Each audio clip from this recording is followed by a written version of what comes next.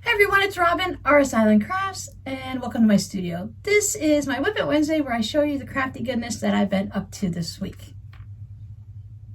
That didn't go as smooth as I normally would like to say it because every time I opened my mouth to say hello, S'mores, my cat, would go, "Murr." So then I'd wait. Hey everyone, murr. They're like having kids in the house. I hope everyone has been having a nice week. I see a lot of storms that have been going through everywhere. Ice storms, rainstorms. We've had cold. We dropped from, 90 degrees down to 45. No big deal. It's just March, right? Every time I go to open my mouth, she talks again. We're going to have a little serenade in the background. So last Friday's tutorial was for the lace zipper for these fun little pouches. I like how the lace adds a little sophistication, a little elegance to a zipper pouch. So if you're using something that I'm not really that familiar with, but maybe like a French general or something with flowers, I really don't know if I'd want to put a lace zipper on a Ninja Turtle zipper pouch. But hey, it would work though. You can do it. But I just think it adds that nice little sophistication to the pouches. I have a few more lace zippers that were generously sent to me, so we will be seeing more lace zipper projects in the future. I meant to show you this last week, but I tucked it away in its own little bin on the shelf and I didn't show it to you. This is the mini strings. Pretty sure it's from Diary of a Quilter. If I'm wrong, I'll put it down below. So my patrons and I have been working on mini quilts and mug rugs. It's just a simple strings quilt, but it's a little mini and we all really enjoyed it. There's so many different ways you can lay it out. Now this layout is completely by accident. You guys heard me before, I lay my quilt blocks out and I take them over and I sew them and I press them, and when I'm done, my quilt looks totally different than what I laid it out as. This is not the way I had it laid out, but I love the way it turned out. It worked out fine. Last week I should have shown you the finished top. This week I went ahead and quilted it. I quilted it in a green thread on the diagonal, and I did my organic straight lines, my organic lines, because they're not straight and they're not even. Normally I do the matchstick on the tote bags, and I wanted something to have, I want that same look. I wanted the lines and I wanted them on the diagonal because I'm hooked on diagonals now. So I went ahead and instead of doing the really tight ones for the tote bag, I do those every 1/4 inch. This way I did every 1/2 inch. It's a little mini quilt. It'll hang up nicely on the wall. In any direction, it's basically the same because of the layout, but I have it situated so that it's this way. And then, yes, the back is just 4 squares. Instead of using one entire piece and using up a big chunk of the fabric, because most of these are like 1/4 yards or fat quarters and stuff like that, and I've already used them in other projects. This way, I only used a small bit of 4 of them instead of losing an entire piece of one. Now, I cut a lot of strings out, so I will be making another one, and I think I'm going to turn that one, of course, into a tote bag. I think this would be a really nice tote bag. I already have a tote bag in these fabrics, but I want to make another one a little bit different. I was getting ready to edit the video, and I realized I forgot to show you my binding. I actually stitched it down with the little feather stitch in green from the front. I did a single fold binding. Let's see if we can see it a little better here. The way I do it, it just never matches up on the back. I chose this green specifically so that it would blend in, but I wanted you to be able to see just a little bit of the feather stitch. But I didn't want that to be like an eye-popping, otherwise I would have used a contrast fabric. And now you can see the quilting up close really well.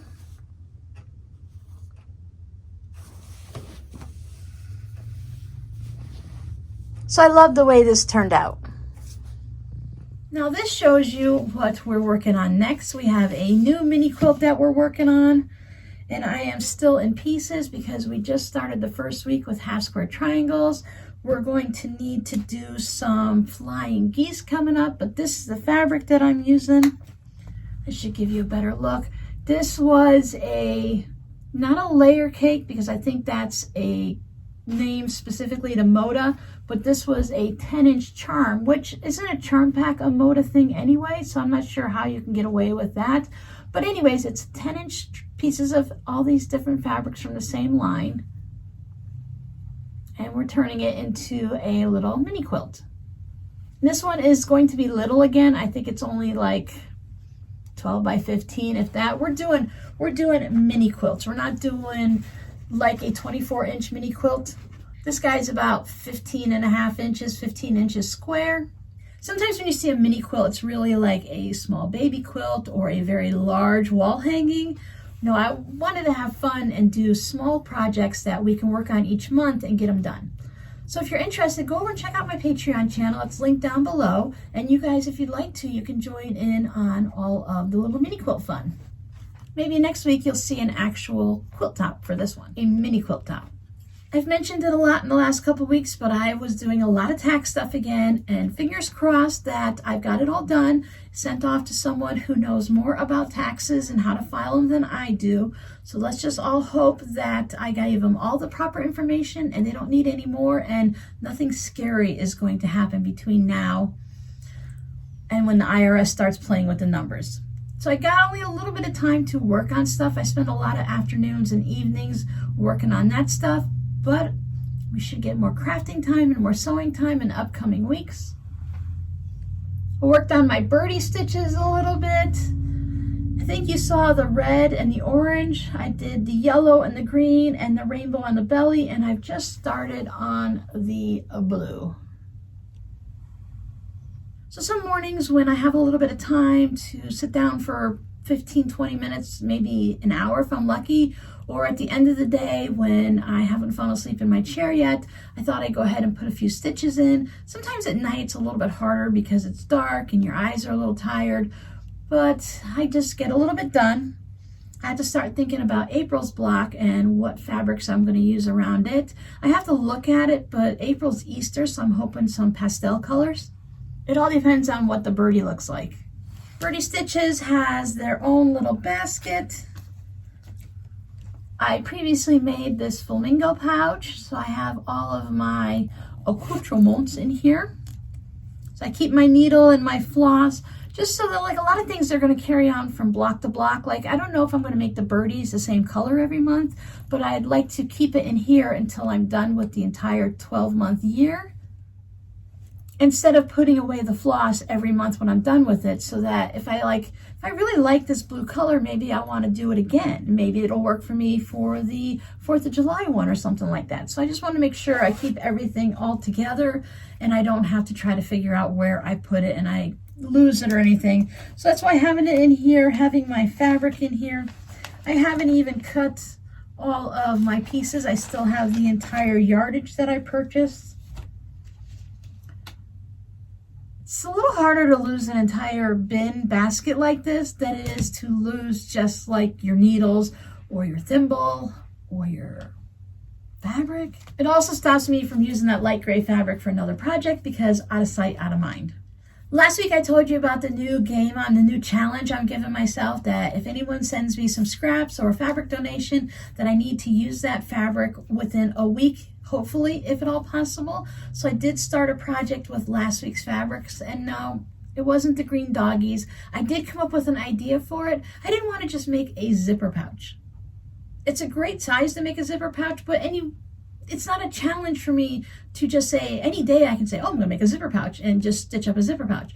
But I want to do something a little different. So I think I got a little funky idea that's gonna work for that. So this week I played with this fabric. Now, due to my lovely new inventory system, I know that this piece started out by 19 inches by 21 inches because I have to record it on this little piece of paper. Once you get a system set up and you get used to it, it gets better. But that beginning part, when you're just trying to find your new rhythm and get used to it, it's like with anything else. You just have to get used to it, not let the fan blow it away, and find your rhythm. So I had this piece of fabric that's 19 by 21, and I decided to make some mini tote bags. I've been wanting to make some smaller bags because mine are quite large and not everyone needs that large tote bag. So here's my start. Can you see the diagonal stitching? Yep, the matchstick quilting on there is nice and tight, 1/4 inch apart. Here is side 1. Here is side 2. I was determined to sew on Saturday. I spent the morning finishing up all of that tack stuff, and I decided that I want to spend the rest of my weekend, my rest of my Saturday, doing something fun. I'm recording this Sunday morning so that I can get it recorded, edited, and uploaded, and I can have fun this afternoon. So now these tote bags aren't just going to be like this, because that would be a zipper pouch, and I didn't want to make another zipper pouch with this amount of fabric. And then I thought the dark gray at the bottom, and I have that so both sides will be identical in the fact that it's the same fabrics. I don't think I cut them identically. The very creative Robin has called this gray fabric with burgundy berry trees. I don't know, is this a Japanese style fabric, do you think? This is going to be going in the Etsy shop along with this, and this, hopefully before you guys see this video, and if not, really, really soon. If you ever see something that I'm working on and you'd like to purchase it, just let me know and I can get it in the Etsy shop right away for you, because it's really easy to just upload the pictures and not have to do all the descriptive stuff and things like that, and then I can just reserve it for you. Even if you see a work in progress, I can go ahead and set up a reserve listing for you. But do you think I can title this as Japanese flowers, or does anyone know what these might be? I really like how they have, can you see them? Let me get you up close. See how they have those silver highlights on them and they get a little bit sparkly with the light? So I'm going to treat this just like I did with the Elvis items. And speaking of the Elvis items, unfortunately my customer wasn't able to purchase them, so I have them listed in my Etsy shop. I made a community post this weekend. Now I know not everyone can see the community post depending on what type of device you're watching it on. I think it might only be for phones and not computers, but I could have that totally backwards. I know I can do it on my phone, so I don't know if you can see it on your phone. But if you're interested in any part of it, you don't have to purchase the entire ensemble. I have it listed in each separate one, so you can just do a drop-down menu, choose the one you want, and then go from there. But I have this bit left and this. I was thinking about just making gray handles for this, either in, I don't think my light gray is the same color. No, that's too light. So I was thinking to just make the handles in the dark gray. I think that'll work. I wish I had a nice burgundy that matches this, but I am all out of my big bits of red, and I'm not sure I even had this shade of a burgundy. But I think this with the gray on the bottom, it'll carry up through the handles and it'll be fine. Now I plan on making the handles shorter for this bag just because it's not as big of a bag. So maybe it's more of one. Now the other ones will go down and they hit like at your waist and your hip area, the big tote bags. I think because of the size of them and the weight of what you're gonna be putting into them, I like it to hang down that way. But a tote bag of this side, I think a tote bag like this should be a little bit of a shorter handle, a small one that you can just kind of almost like a shoulder bag. So I have to do some measuring and see what length I want to make the handles on this one and figure out the lining. I haven't decided. I think I'm going to put a zipper in it and just have one zipper pouch and not a zipper and a welt. But I have to see what the size of the bag is when it's done. I don't know if the 2 pockets is going to be too much. This bag may or may not be done by the time you see this video, but please let me know in the comments. Do you think a small bag that's maybe 10 or 11 inches high and about 10 or 11 inches wide, let's just say it's 10 inches square, do you think a bag that size should have 2 pockets, a welt, and a zipper, or one or the other? Thank you so much for your help. So that leaves me with this, and I think this, of course, is nice and long, so that would make a nice key fob. Probably not wide enough. I can always add some of the dark gray to it if I have to. It's about 1/2 inch wider on one section, so it would need to be trimmed up, but I think that would work great for a key fob. And then I have these 2, which I can either put a dark gray on the back and make 2 zipper pouches, or just make one, Or I might be able to make a zipper pouch. Oh, the upside down. Make a zipper pouch out of one and make one of those little snap wallets out of this. And then the fabric on the inside would just have to be something to coordinate because there wouldn't be enough to make it. I gotta tell you, I'm really having fun trying to make complete sets. I've been calling them an ensemble, but I think they need to be called a collection. I just have to get my brain to remember to say collection, collection, collection, because I think that's a group of things that are similar. I know an ensemble works, but a lot of times I feel like that's more musical and clothing orientated. These are fabric, so I don't know. But I think I want to stick with like a collection. That's everything crafty I've worked on this week. I'm sure I probably forgot something. It's been one of those weeks. This morning, I've already had some fun. I like to have my days, not scheduled, but I love my routines.